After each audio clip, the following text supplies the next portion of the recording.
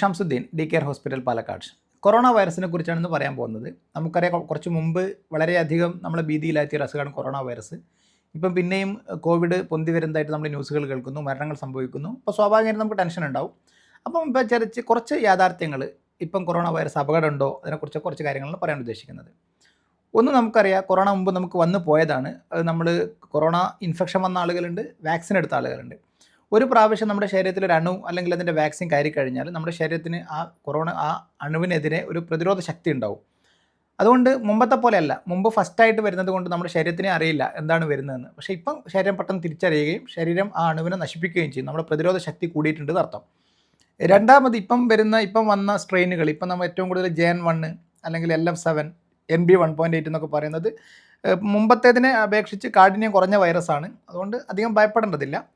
പക്ഷേ എന്നാലും ചില കാര്യങ്ങൾ ശ്രദ്ധിക്കേണ്ടതുണ്ട്. കാരണം ചില ആളുകളുണ്ട്, ഉദാഹരണത്തിന് ചില ആളുകളത് ബാധിച്ചു കഴിഞ്ഞാൽ അത് ഡേഞ്ചർ ആവാൻ സാധ്യതയുണ്ട്.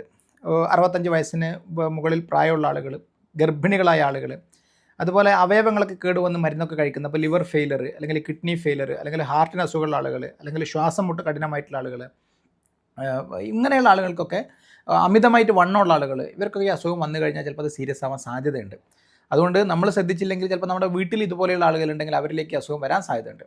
അപ്പം ശ്രദ്ധിക്കൽ നിർബന്ധമാണ്. ശ്രദ്ധിക്കുക എന്ന് പറഞ്ഞാൽ നമുക്കറിയാം, മാസ്ക് ഇടാം, നമുക്ക് സാനിറ്റൈസർ ഉപയോഗിക്കാം, അങ്ങനെയുള്ള കാര്യങ്ങളൊക്കെ ശ്രദ്ധിക്കാം.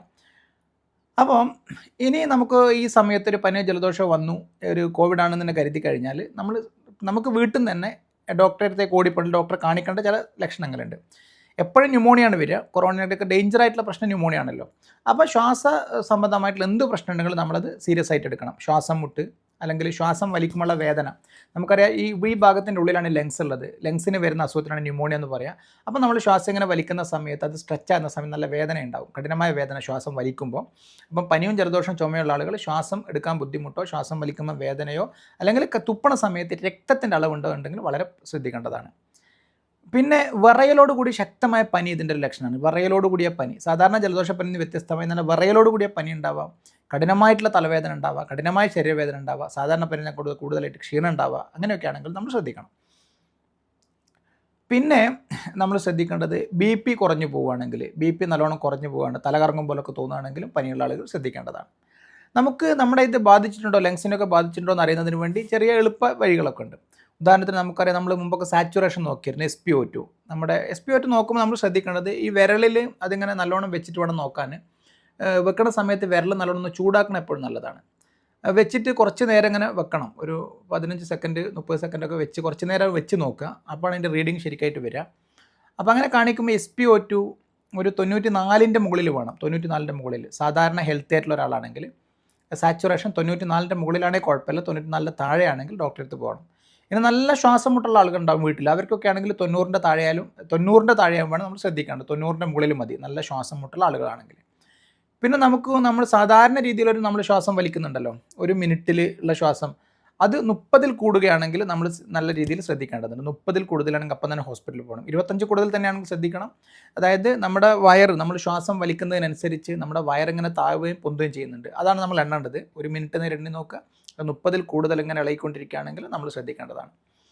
പിന്നെ ഏറ്റവും എളുപ്പത്തിൽ ചെയ്യാൻ പറ്റുന്നതാണ് സിംഗിൾ ബ്രെത്ത് ഹോൾഡിംഗ് ടെസ്റ്റ് എന്ന് പറയും. അതായത് ശ്വാസം ഇങ്ങനെ വലിച്ചു പിടിക്കുക, എന്നിട്ട് നമ്മൾ സെക്കൻഡ് നോക്കുക, എത്ര സെക്കൻഡ് നേരം നമുക്ക് ശ്വാസം പിടിച്ച് നിൽക്കാൻ കഴിയുന്നുണ്ട് നോക്കുക. സാധാരണ ഒരു ഹെൽത്തി ആയുള്ള ഒരാളാണ് 25 സെക്കൻഡൊക്കെ പിടിച്ച് നിൽക്കാൻ പറ്റും. ഒരു 15 സെക്കൻഡ് കുറവാണ് ഈ ശ്വാസം പിടിച്ച് നിൽക്കാനുള്ള കഴിവെങ്കിൽ നല്ല സീരിയസ് ആണ്, നല്ല പെട്ടെന്ന് തന്നെ ഹോസ്പിറ്റലിൽ പോകണമെന്നാണ് അർത്ഥം. 15ൻ്റെ 25ൻ്റെ ഇടയ്ക്കിലാണെങ്കിൽ വലിയ കുഴപ്പമില്ല. 15ൻ്റെ താഴെയാണെങ്കിൽ നല്ലോണം ശ്രദ്ധിക്കണം. പിന്നെ ചില കാര്യമുണ്ട്, എത്രത്തോളം ആളുകൾക്ക് തിരിച്ചറിയാൻ കഴിയുമെന്ന് അറിയില്ല. കാപ്പിലറി റീഫിൽ എന്നാണ് പറയുന്നത്. നമ്മളെ വിരൽ നോക്കിക്കഴിഞ്ഞാൽ, നമ്മളെ വിരലിങ്ങനെ ഞെക്കിക്കഴിഞ്ഞാൽ അത് നമ്മൾ വിടുമ്പോൾ ആ ബ്ലഡ് ആ ഭാഗത്തേക്ക്, അതായത് ആ പിങ്ക് കളർ ഉണ്ടല്ലോ, ആ കളർ തിരിച്ചു വരാൻ എടുക്കുന്ന സമയം 2 സെക്കൻഡ് താഴെയാണ്. പെട്ടെന്ന് തന്നെ അത് തിരിച്ചു വരും, ആ കളർ തിരിച്ചു വരും. എന്നാൽ നമ്മൾ ഇങ്ങനെയുള്ള ബുദ്ധിമുട്ട് വരികയാണെങ്കിൽ ആ കാപ്പിലറി റീഫിൽസ് മെല്ലെ ആയിരിക്കും, 2 സെക്കൻഡ് കൂടുതൽ എടുക്കും. മെല്ലെ ആ കളർ നോർമൽ കളറിലേക്ക് തിരിച്ചു വരുള്ളൂ എന്നർത്ഥം. അത് ആളുകൾക്ക് എത്രത്തോളം മനസ്സിലാവുമെന്ന് അറിയില്ല. അതാണ് പിന്നെ ചെയ്യാൻ പറ്റുന്ന ഒരു കാര്യം. പിന്നെ നമുക്ക് BP കുറവുണ്ടോ എന്ന് നോക്കാം. ഇതൊക്കെയാണ് നമ്മൾ അറിഞ്ഞിരിക്കേണ്ടത്. ഇനി നേരത്തെ പറഞ്ഞ വിഭാഗമായ ആളുകൾ, 65 വയസ്സിന് മുകളിലുള്ള ആളുകൾ, പ്രഗ്നൻറ്റ് ഗർഭിണികളായ ആളുകൾ, പിന്നെ മറ്റുള്ള ആരോഗ്യ പ്രശ്നങ്ങൾ, liver failure, kidney failure, heart failure പോലെ അസുഖങ്ങളുള്ള ആളുകൾ, അവർക്കൊക്കെ റെംഡെസിവിർ എന്ന് പറഞ്ഞ മരുന്ന് കൊടുക്കാറുണ്ട്. ബാക്കി ഹെൽത്തി ആളുകൾക്ക് കൊറോണ വന്നാൽ താനേ പോയിക്കോളും, അതിന് പ്രത്യേക ചികിത്സയൊന്നും വേണ്ട, നല്ലോണം റെസ്റ്റ് എടുക്കുക, വെള്ളം കുടിക്കാം, ഫ്രൂട്ട്സുകളൊക്കെ കഴിക്കുക, അതൊക്കെ ചെയ്താൽ മതി. പക്ഷേ ഇങ്ങനെയുള്ള ആളുകളാണെങ്കിൽ ഡോക്ടറെ കാണിച്ച് മരുന്ന് കഴിക്കേണ്ടതാണ്. അപ്പം നമ്മൾ ജാഗ്രത പാലിച്ചാൽ മതി, ഭയപ്പെടേണ്ട കാര്യമില്ല. ഇത്രയും കാര്യങ്ങൾ അറിഞ്ഞിരിക്കുക. ഒരു അപകടമായ ലക്ഷണം വന്നു കഴിഞ്ഞാൽ നമുക്ക് തിരിച്ചറിയാൻ കഴിയുകയും ഉടനെ ഹോസ്പിറ്റലിൽ പോകാൻ വേണം, വീട്ടിൽ വെച്ചോണ്ടിരിക്കരുത്. അതാണ് നമ്മൾ മനസ്സിലാക്കേണ്ടത്. ഈ വീഡിയോ നിങ്ങൾക്ക് ഉപകാരപ്പെട്ടെന്ന് തോന്നുകയാണെങ്കിൽ നിങ്ങൾ മറ്റുള്ള ആളുകൾക്ക് ഇത് എത്തിച്ചു കൊടുക്കുക. Love you all. Thank you.